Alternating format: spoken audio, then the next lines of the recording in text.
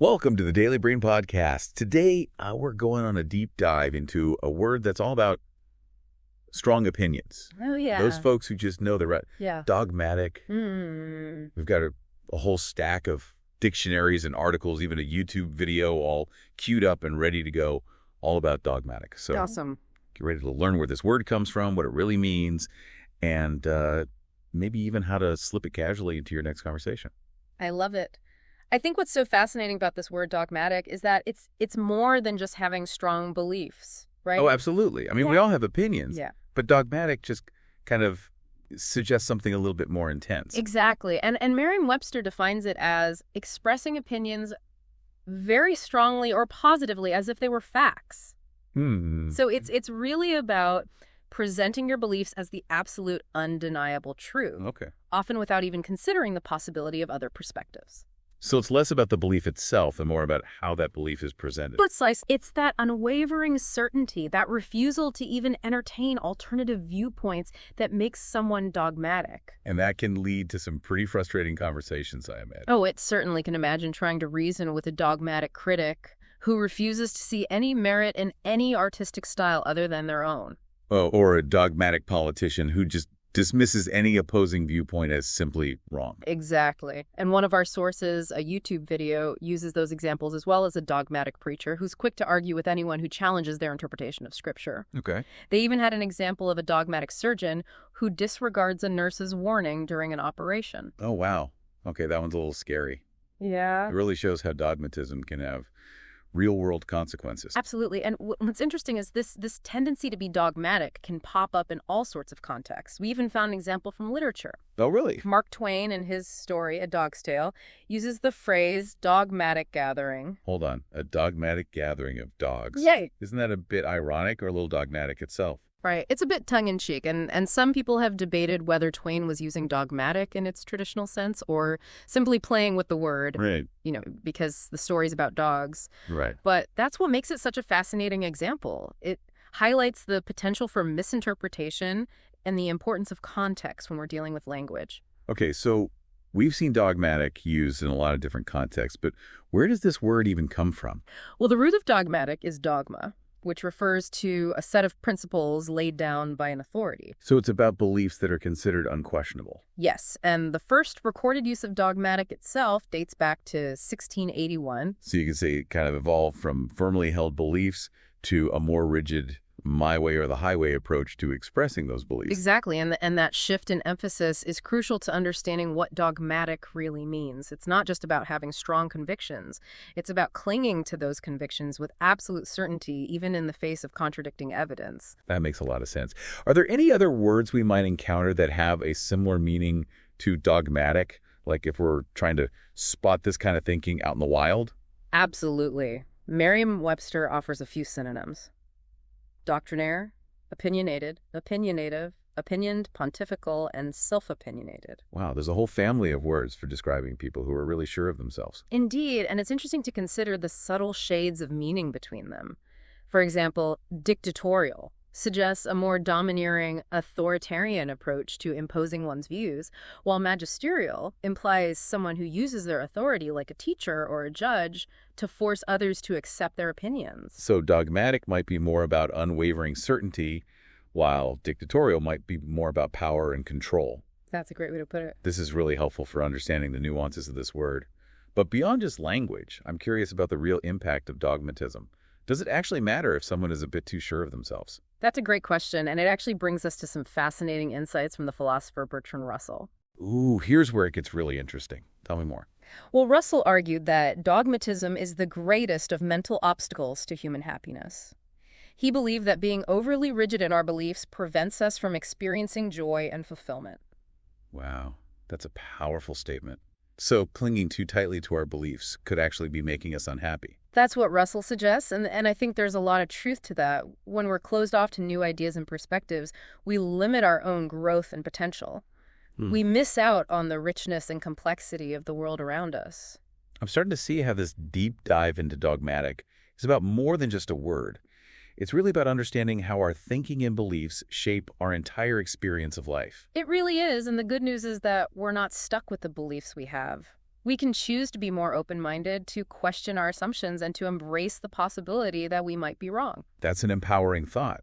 So if we can identify and understand dogmatism, maybe we can start to overcome it, both in ourselves and in others. Absolutely, and that's what we'll be exploring further in this deep dive. I'm really looking forward to it. This is already so much more than just a vocabulary lesson. It's a journey into the heart of how we think and how we interact with the world. It strikes me that this idea of dogmatism, it really connects to something you mentioned earlier about those frustrating conversations. Right. Have you ever tried to reason with someone who just wouldn't budge no matter what you said? Oh, absolutely. It's like talking to a brick wall. Yeah. You can present facts, logic, even emotional appeals, and it just bounces right off them. Exactly, and that's one of the hallmarks of dogmatism, is that resistance to change, that inability to even consider the possibility that they might be mistaken. So how do we deal with those situations? Is there any point in even trying to have a conversation with someone who's being dogmatic? That's a tough question, and honestly, there's no one-size-fits-all answer. But I think one thing to keep in mind is that trying to force someone to change their beliefs often backfires. It can actually make them defensive and even more entrenched in their position. So what's the alternative? Just agree with them even if we don't? Not necessarily. There are ways to engage with someone who's being dogmatic without necessarily agreeing with them. One approach is to simply try to understand their perspective, ask questions, listen actively, and try to see things from their point of view. Okay, that sounds like a good starting point, but what if their views are, well, let's just say a little out there? Even then, I think trying to understand their reasoning can be valuable. It might help you identify the root of their dogmatism. Are they afraid of being wrong? Do they feel threatened by different perspectives? Understanding their motivations can help you respond more effectively. So it's about having empathy even for people whose beliefs we might find difficult to understand. Exactly. Empathy doesn't mean agreement. It means trying to see the world through someone else's eyes. And sometimes that simple act of trying to understand can be enough to de-escalate a situation and create a space for dialogue. I think sometimes we forget that everyone has their own unique experiences and perspectives that shape how they see the world. It's easy to get caught up in our own beliefs and assume that everyone else should see things the same way. Absolutely, and that's why it's so important to cultivate humility and open-mindedness in ourselves. The more we're willing to question our own assumptions, the more likely we are to be able to engage with others in a respectful and constructive way. So even if we can't change someone's mind, we can at least try to have a respectful dialogue and maybe even learn something from each other in the process. That's the ideal scenario, and sometimes simply demonstrating a willingness to listen and engage can be enough to plant a seed of doubt in someone's mind. It might make them a little more open to considering other perspectives, even if they don't change their views completely. So even a small shift in thinking can be a positive outcome. Absolutely. Any movement away from rigid dogmatism is a step in the right direction. And who knows, maybe by modeling open-mindedness ourselves, we can inspire others to do the same. I love that idea. That's like Gandhi said, be the change you wish to see in the world. Exactly. And that brings us to another fascinating aspect of dogmatism. It's not just an individual phenomenon. It can also manifest in groups, institutions, and even entire cultures. You mean like a dogmatic political party or a dogmatic religious sect? Precisely. Whenever there's a rigid adherence to a set of beliefs, regardless of evidence or alternative perspectives, you could say there's an element of dogmatism at play, and that can have significant consequences. It sounds like dogmatism on a larger scale can be really dangerous. It can lead to all sorts of problems like intolerance, conflict, and even violence. It absolutely can. History is full of examples of the dangers of dogmatism, from religious wars to political oppression. And that's why it's so crucial to be aware of this tendency, not just in ourselves, but also in the systems and structures that shape our world. It's a bit unsettling to think that whole systems of thought could be based on dogmatism. It is unsettling, but it's also a reminder of how important it is to be critical thinkers. We need to question assumptions, challenge authority, and be open to new information, even when it challenges our deeply held beliefs. So in a way, this deep dive into dogmatic is really a call to action, a call to be more mindful of our own thinking, to be more respectful of others' beliefs, and to be more open to the vast complexity of the world around us. I think that's a beautiful way to put it. And you know what? While it can be disheartening to encounter dogmatism, whether it's in individuals or in larger systems, I find it really encouraging that we have some agency here. We're not just passive recipients of dogmatic ideas.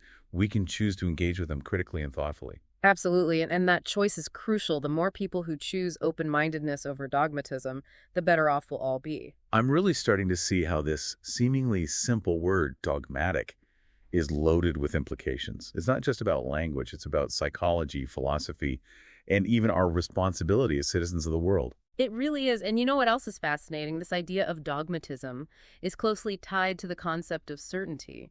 The more certain we are about something, the more likely we are to become dogmatic about it. That makes sense. Certainty can be very comforting.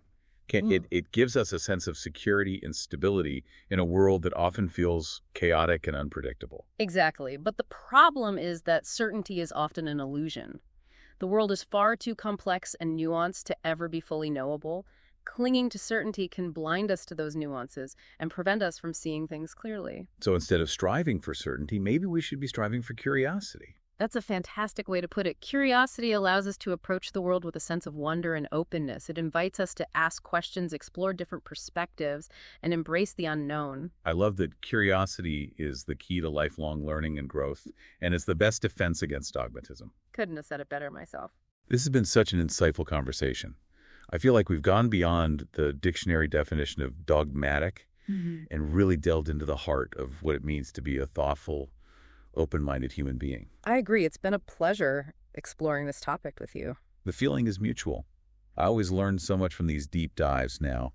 Before we wrap up, I want to leave our listeners with a question to ponder what if, instead of trying to be right all the time, we focused on being curious all the time. That's a powerful question.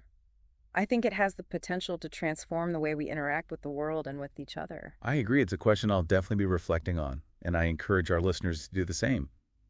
Well, that wraps up our deep dive into dogmatic for today. Yeah, it's been a real pleasure exploring this topic with you. Yeah, it has been. And for our listeners out there, if this conversation today sparked any kind of aha moments for you, we would love to hear about them. Oh, absolutely. Connect with us on social media and share your thoughts and experiences with dogmatism. We're always eager to hear your perspectives. All right. So until next time, keep those minds open and keep those questions coming. Yeah, and maybe think about how we can approach our interactions and our beliefs with a little more curiosity and a little less certainty. I love that idea. Well, folks, that's all the time we have for today. Thanks for joining us on this journey into the world of words and ideas. It's been a pleasure. We'll see you next time on the Daily Brain Podcast.